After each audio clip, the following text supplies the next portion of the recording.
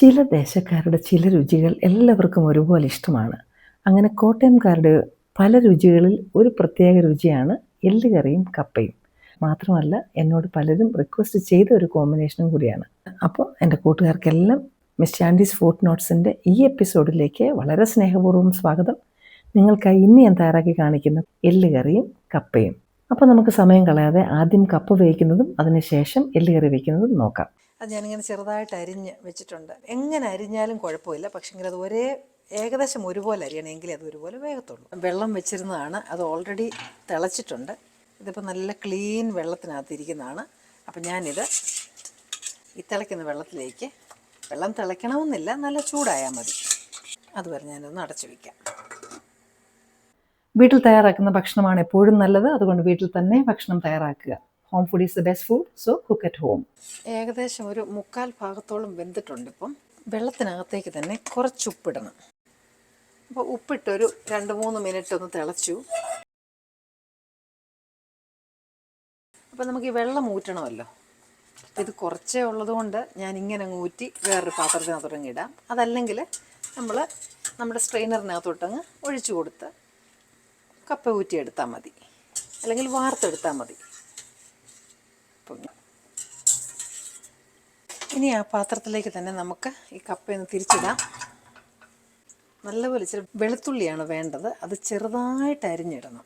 അതുപോലെ തന്നെ പച്ചമുളകും അതുപോലെ ചെറുതായിട്ട് അരിഞ്ഞിടണം. പച്ചമുളകൊക്കെ നമുക്ക് എരിയുടെ അനുസരിച്ച് നമ്മളങ്ങ് തീരുമാനിച്ചാൽ മതി. പിന്നെ തേങ്ങ, നമ്മൾ നേരത്തെ ഉപ്പ് ഇട്ടതാണ് എങ്കിലും ഒരല്പം ഉപ്പ്, കുറച്ച് മഞ്ഞൾ, പിന്നെ നമുക്ക് കറിവേപ്പില വേണം. അത് നന്നായിട്ട്, ഞാൻ എപ്പോഴും പറയുന്ന പോലെ നല്ല പിച്ചി കീറിയിടണേ, എങ്കിലേ അതിൻ്റെ ഫ്ലേവറൊക്കെ നല്ലപോലെ വരത്തുള്ളൂ. അപ്പം ഇനി ഞാനൊന്ന് തീയൊന്ന് ഓൺ ചെയ്യാൻ പോവാം. പിന്നെ ഇതൊരു ഓഫ് ചെയ്തിട്ടിരിക്കുകയായിരുന്നു. ചെറിയ തീയിലാക്കിയേ, ചെറിയ തീ കണ്ടോ, ആക്കിയതിന് ശേഷം നമുക്ക് സ്ലോ കുക്കിംഗ് ആണ് ചെയ്യേണ്ടത്. ഇത് ഓൾമോസ്റ്റ് വെന്തതാണല്ലോ, എങ്കിലും അരപ്പ് വേകാനായിട്ട് ഒരു ഇച്ചിരി ചൂടുവെള്ളം ഒഴിച്ചു. നമുക്കിതൊന്ന് അടച്ചു വയ്ക്കാം. ചെറിയ തീയിൽ വെക്കണം, ചട്ടിയുടെ അടിയിൽ കരിഞ്ഞ് പിടിക്കാതെ. കപ്പ വെന്തോന്ന് നോക്കണം, എന്നിട്ട് ഇളക്കാവൂ. കപ്പ വെന്തില്ലെങ്കിൽ ഇളക്കരുത്. ഇനിയും അഥവാ അല്പം കൂടെ വെള്ളം വേണമെങ്കിൽ ഒരു തുള്ളി വെള്ളം കൂടെ ഒഴിച്ച് കൊടുത്തതിന് ശേഷം ഈ ചെറിയ തീയിൽ തന്നെ കുക്ക് ചെയ്താൽ മതി. കപ്പ വെന്തു എന്ന് ഉറപ്പാക്കിയതിന് ശേഷം മാത്രം അരപ്പിളക്കാവൂ. അപ്പോൾ നമ്മളിത് വെന്തോന്ന് നോക്കണം. കപ്പ നല്ല കറക്റ്റായിട്ട് വെന്തിട്ടുണ്ട്. നിങ്ങൾക്ക് ഈ അരപ്പ് ഇങ്ങനെ ചേർക്കുന്നതിന് പകരം ഇത് അരച്ചും ചേർക്കാം. ഞാൻ എളുപ്പമായിട്ട് ചെയ്യാനായിട്ട് ഒരു സ്റ്റെപ്പ് കൂടെ ഒന്ന് സ്കിപ്പ് ചെയ്ത് കാണിച്ചു എന്ന് മാത്രമേ ഉള്ളൂ. വേണമെങ്കിൽ എല്ലാം കൂടെ അരച്ചും നമുക്കിത് അരപ്പായിട്ട് ചേർക്കാവുന്നതാണ്. ബാക്കി പ്രൊസീജിയേഴ്സ് എല്ലാം സെയിം തന്നെയാണ്. അപ്പോൾ ഇനി ഇത് ശരിയായിട്ട് ഇളക്കുന്നതിന് മുമ്പ് ഞാൻ കുറച്ച് പച്ചക്കറിവേപ്പിലയും കൂടി ഇടും. അപ്പോൾ എന്നിട്ടിത് നന്നായിട്ടിങ്ങനെ ഉടച്ചുടച്ചത്, എങ്ങനെയാണോ നിങ്ങൾ ഇളക്കുന്നത് അങ്ങനെ ഇളക്കാം. പക്ഷെ ഞാനിത് ആദ്യം ഇങ്ങനെ ഒന്ന് പൊടിച്ചതിന് ശേഷം പിന്നെ അങ്ങ് ഇളക്കും. നല്ല കറക്റ്റായിട്ട് പൊടിയായിട്ടുള്ള കപ്പയാണ്. നമ്മുടെ തുടുപ്പെന്ന് പറയുന്ന സാധനമൊക്കെ ഇല്ലേ, അതൊക്കെ ഉണ്ടെങ്കിൽ അതിട്ട് ഇളക്കിയാൽ മതി. എനിക്കിത് സൗകര്യമാണ് ഞാനിത് ഇളക്കുന്നുള്ളൂ. കാര്യം ഇങ്ങനെ കപ്പ ഇടിക്കുകയും ചെയ്യാം, പൊടിക്കുകയും ചെയ്യാം, ഇളക്കുകയും ചെയ്യാം. അതുകൊണ്ട് നമ്മുടെ പരുവത്തിനായിട്ടുണ്ട്. നോക്കിയാൽ നല്ല കുഴഞ്ഞ പരുവത്തിന്, ഒത്തിരി വെള്ളമൊന്നും ആയിട്ടില്ല. ഇങ്ങനെയാണ് ഞങ്ങൾ കപ്പ വേവിക്കുന്നത്. അപ്പോൾ നിങ്ങൾ ഇതൊന്ന് ചെയ്ത് നോക്കണം, അരയ്ക്കൊന്നും വേണ്ട. അപ്പോൾ ഈ കപ്പ ഇരിക്കട്ടെ, ഇനി നമുക്ക് അടുത്തത് എല്ലുകറി എങ്ങനെ ചെയ്യണമെന്ന് നോക്കാം. അപ്പോൾ ആദ്യമായിട്ട് നമുക്ക് ബീഫ് ഒന്ന് അല്ലെങ്കിൽ ഈ എല്ലൊന്ന് പ്രഷർ കുക്ക് ചെയ്യണം. കായം, മഞ്ഞൾ പൊടി, കുരുമുളക് പൊടി വളരെ പ്രധാനമാണ്. ഉപ്പ്, പച്ചക്കറിവേപ്പില ഇടുക. നമുക്ക് വെള്ളം ഒഴിക്കാം. ഈ ബീഫിൻ്റെ മൂപ്പ് അനുസരിച്ച് 4-5 വിസിലൊക്കെ വരണം. നല്ല പ്രഷർ കുക്കർ ഉണ്ടെങ്കിൽ കറക്റ്റായിട്ടുള്ള വെയിറ്റ് വെക്കണം. ഏതിനെങ്കിലും വെക്കരുത്. വിസിൽ ബ്ലോ ചെയ്യട്ടെ. മസാല റെഡിയാക്കാം. ഉരുളി ചൂടായപ്പോൾ വെളിച്ചെണ്ണ ഒഴിക്കാം. കട്ടി കുറഞ്ഞരിഞ്ഞിരിക്കുന്ന സവാള, 2-3 പച്ചമുളകും. ഇനി നന്നായിട്ട് വഴലണം. ഉള്ളി ഒന്ന് പകുതി വഴലുമ്പോഴത്തേനും നമുക്ക് അതിനകത്ത് കുറച്ച് ഉപ്പും കൂടി ഇടണം. അപ്പോൾ ഉള്ളിയിൽ ഉപ്പും എരി, അതിനാണ് നമ്മൾ പച്ചമുളക് ഉപ്പും ഇടുന്നത്.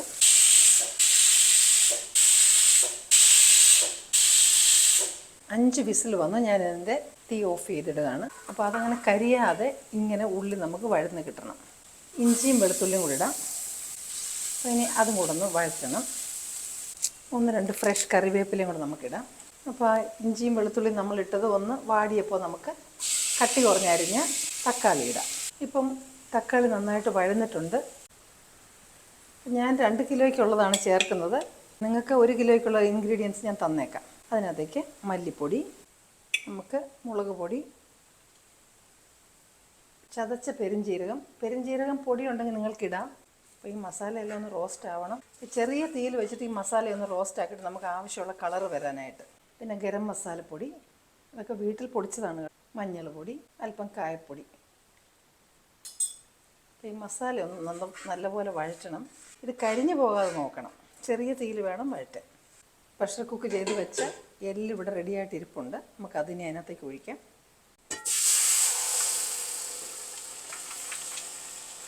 ഇനി നമുക്ക് നന്നായിട്ട് മിക്സ് ചെയ്യണം.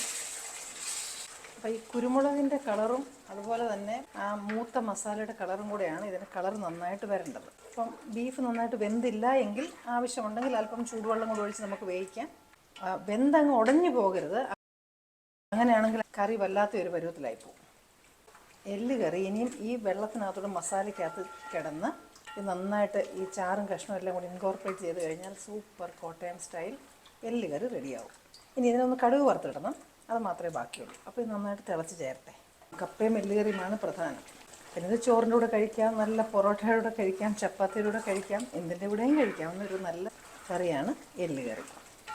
അതുപോലെ തന്നെ എല്ലുകറി വെക്കുമ്പം എല്ലിൽ കുറച്ച് ഫാറ്റൊക്കെ ഉണ്ടാവും.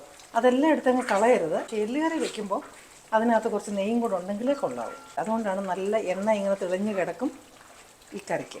ബീഫ് നല്ലപോലെ വെന്തു, ചാറുമായിട്ട് നല്ലപോലെ ചേർന്നു. ഇനി നമുക്കിതിന് കടുക് വറുത്ത് ചേർത്താൽ മതി. നമ്മുടെ കിടിലൻ കോട്ടയം സ്റ്റൈൽ എല്ല് കറിയാണ് നിങ്ങളിപ്പോൾ കണ്ടുകൊണ്ടിരിക്കുന്നത്. പാത്രം ചൂടാകുമ്പോൾ നമുക്കൊരല്പം വെളിച്ചെണ്ണ ഒഴിക്കാം. എണ്ണ ചൂടാകുമ്പോൾ കടുക് പൊട്ടാൻ തുടങ്ങുന്നുണ്ടെങ്കിൽ നമുക്കതിനകത്തേക്ക് കൊച്ചുള്ളി ഇടാം.